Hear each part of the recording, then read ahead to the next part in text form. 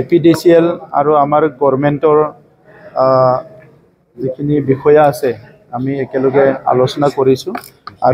আৰু কিছুমান জাতীয় সংগঠনৰ নেতৃবৃন্দ ইয়াত উপস্থিত হৈছিলে মূলতে যিটো পৰ্বতজৰাৰ যিটো প্ৰকল্পক লৈ পেলাই যিটো পৰিৱেশ হৈ আছে ইয়াৰ ওপৰতে আলোচনা হৈছে আৰু আজি পুনৰ আমি যিখিনি মিটিং হল ইয়াত দেখাইছোঁ যে এই যে প্ৰকল্প ইয়াত যিখিনি কথা আমি বিভিন্ন মিডিয়াৰ জৰিয়তে বিভিন্ন জনে কোৱা আমি দেখিবলৈ পাইছোঁ কি আমাৰ মাটিবিলাক লৈ যাব বা কিবা কৰিব যে আজি পুনৰ আমি এইটো ডিসকাস কৰিছোঁ যে ইয়াত সাৰ্কেল অফিচৰ পৰা প্ৰেজেন্টেশন ৰাখা হৈছে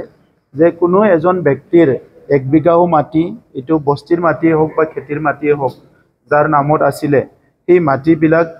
কোনো কাৰণতে এনক্ৰোচ কৰা নহব বা এভিকশন কৰা নহব বা এই মাটিবিলাক লোৱা নহব এই কথাটো ইনচিউৰ কৰা হৈছে আৰু এই যেটো প্ৰকল্প হ'বলৈ গৈ আছে তাত সব ফালৰ পৰা মানে বায়োডাইভাৰ্সিটি ফালৰ পৰা পলিউশন ফালৰ পৰা এই ইন্ডাষ্ট্ৰিৰ পজিটিভ আৰু নেগেটিভ যিবিলাক বাই প্ৰডাক্ট বিলাক হ'ব ইয়াৰ ইম্পেক্ট আৰু এফেক্টৰ পৰা সব কথা ডিসকাস কৰা হৈছে গতিকে আজিৰ সময়ত সবে অনুভৱ কৰিছে যে আমি দীঘলীয়া এটা সংগ্ৰাম কৰিছো ইয়াৰ উদ্দেশ্য আছিল সংঘৰ্ষ আৰু নিৰ্মাণ আমি এটা সময়ত সংঘৰ্ষ কৰিলো নিজৰ ৰক্ষা কৰাৰ কাৰণে আমাৰ মাটি বাৰীৰ পৰা আদি কৰি সব সংৰক্ষণ কৰাৰ কাৰণে আজি আমাক সবকো প্ৰয়োজন হৈছে নিৰ্মাণ আৰু নিৰ্মাণ হ'ব লাগিলে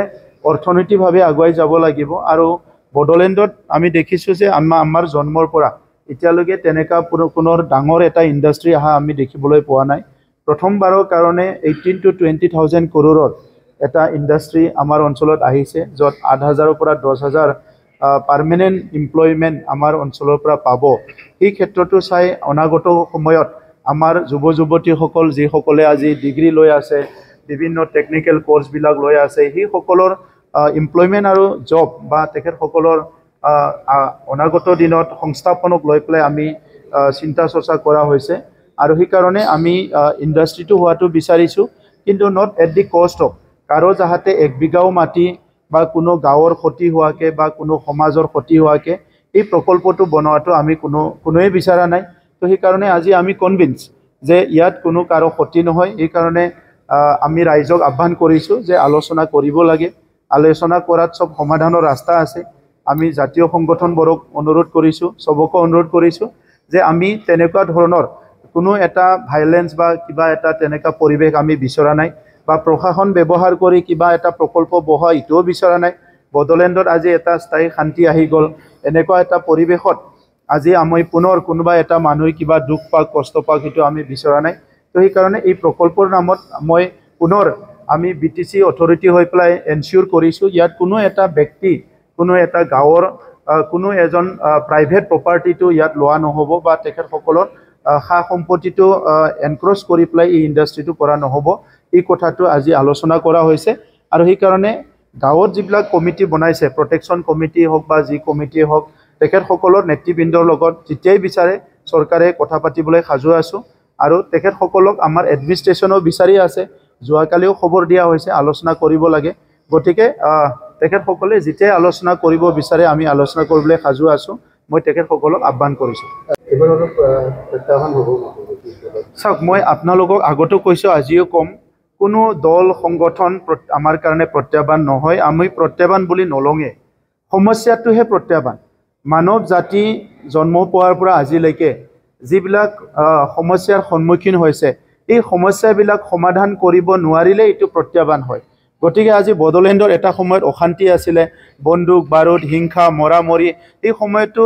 ইলেকশ্যনত কেম্পিং কৰিব পৰা নাছিলে এইটো এটা প্ৰত্যাহ্বান আছিলে আজি বডলেণ্ডৰ শান্তি ঘূৰি আহিল গণতান্ত্ৰিক বাতাবৰণ ইমান ধুনীয়া হল জাতি জনগোষ্ঠীৰ মাজত মৰম স্নেহ বিশ্বাস ঘূৰি আহিল ইয়াৰ পিছত আৰু কি প্ৰত্যাহ্বান থাকিব ৰাজনৈতিক দলবিলাকটো ইলেকশ্যন খেলিবই বনাইছে সো তেখেত সকলে আমি থাকিলেও নাথাকিলেও আমি কলেও নকলেও আমি চ্যালেঞ্জ হিচাপে ললেও নললেও ইহঁতেতো ইলেকশ্যন খেলিবই গতিকে তাৰ মাজতে আমিও কৰিব লাগিব আমাৰ যেহেতু নিজৰ উদ্দেশ্য আছে, নিজৰ জাতিৰ প্ৰতি, নিজৰ মাটিৰ প্ৰতি, নিজৰ সমাজৰ প্ৰতি, নিজৰ জাতি জনগোষ্ঠী সকলোৰ প্ৰতি আমাৰ যেহেতু মৰম স্নেহ আছে, সেই সকলৰ ৰক্ষণাবেক্ষণ আৰু উন্নয়নৰ কাৰণে আমিও ৰাজনীতি কৰিব আহিছোঁ। গতিকে আমি সেই পৰিৱেশতে ওলাই যাব লাগিব। তাতে আপোনালোকৰ BPL UPPL অলপ দিগদাৰ হ'ব যেন লাগিছে। একো দিগদাৰ নহয়, কাৰণ নিৰ্বাচনটো এটা বেলেগ বিষয়, এইটো এটা বেলেগ বিষয়। আৰু এই ইণ্ডাষ্ট্ৰিটো সকলো বিচাৰিছে। আজি ইয়াত দেখিছে চবে, যিমান দল সংগঠন আছে, যিমান কি আছে, চবে বিচাৰিছে ইণ্ডাষ্ট্ৰি হোৱাটো। কিন্তু চবে কাৰোবাৰ সন্দেহ আছে, যিয়ে নাজানে যে ইয়াত কাৰোবাৰ মাটি যাব নেকি, কিবা ট্ৰাইবেল এৰিয়াৰ কিবা ক্ষতি হ'ব নেকি। যোনে নাজানে এই কথাখিনি কৈ আছে, যোনে জানে এইটো এই পজিটিভ কথাই কৈ আছে। গতিকে নিৰ্বাচনৰ লগত সেইটো অংক নাই। কোনোবা যদি এইটো লৈ পেলাই নিৰ্বাচনৰ অংক কৰিছে, তেখেতসকলে নিৰ্বাচনৰ সময়ত গম পাব যে নিৰ্বাচনী অংকত এইটো এটাও ভোট প্লাছ নহ'ল, এইটো দেখিবলৈ পাব। কৰক, তেখেতসকলৰ পলিটিকেলাইজ কৰাটোৱে উদ্দেশ্য। আমাৰতো কোনো পলিটিকেলাইজ কৰা উদ্দেশ্য নাই। আমাৰ নিজৰ মানুহক লৈ, নিজৰ ৰাইজক লৈ, নিজৰ জাতিক লৈ পেলাই কি পলিটিকেল কৰিব লগা আছে? পলিটিকেল কৰিব লাগে, যিটো ফিল্ডত কৰিব লাগে এইটো পলিটিকেল হৈয়ে আছে। কিন্তু কোনোবা মানুহৰ মাটি হওক, কোনোবা মানুহৰ ঘৰ, কোনোবা সম্পত্তি, কিবা এটা অৰ্থনৈতিক উন্নয়ন, সেইটো লৈ পেলাইতো আৰু পলিটিকেল কৰিব লগা একো নাই। এডুকেশ্যনৰ ক্ষেত্ৰত সেইটোকে আমি আলোচনা কৰিছোঁ। তেখেতসকলৰ লগত আলোচনা বিলোচনা কৰিম। আৰু এডমিনিষ্ট্ৰেশ্যনৰ পৰা, আমাৰ তৰফৰ পৰা